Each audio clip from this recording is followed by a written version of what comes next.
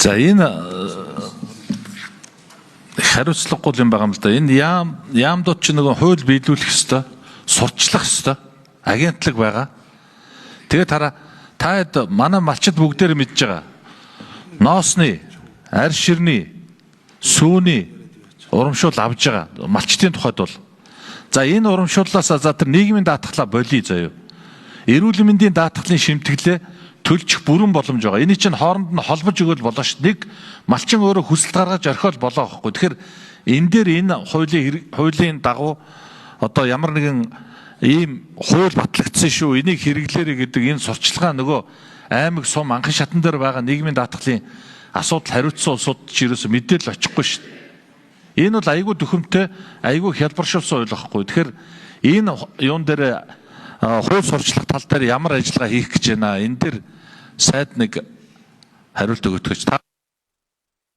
За Абакир сайд. Сум болгон дээр ажиллаж байгаа нийгэм даатгалын байцаагч нараа бид нар бас идэвхжүүлэн ажиллаж байгаа. За одоо яг энэ малчны нийгэм даатгалын шимтгэл төлөлттэй холбоотой бид нар журмаа уян хатан болгоод ноос ноолор үед яг одоо орлоготой болдог шүү дээ тийм үү манай малчид сайн мэдж.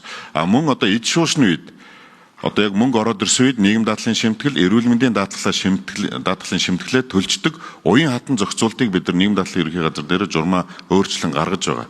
Тийм учраас туван гишүүнтэй санал нэг байна. Зарим нэг зүйлүүд дээр бид нар төрийн албаагч гэдэг юм одоо дунд шатандаа байдаг ч юм ямар нэг алдаа гаргаад салгардуулаад нөө малчин иргэдэд үзүүлэх үйлчилгээгээ одоо илүү санаачлагтай, чанартай үйлчлэх тал дээр бид нар анхаарч ажиллахыг сая энэний өмнө одоо саруудад удаадараа бид нар бүх нийтийн бүх байцаагч нартайгаа бас онлайн дээр хурал хийгээд үүргэжүүлээд явж байгаа. Одоо харин малчтайгаа яг орлоготой болсон үед нь бид нар нийгэм даатгалын шимтгэлээ төлчөөч төлвөл танд ийм давуу байдлууд бий болох юм а. Та харин 50% төлж байгаа шүү дээ. Төлжүүл дараа насан туршдаа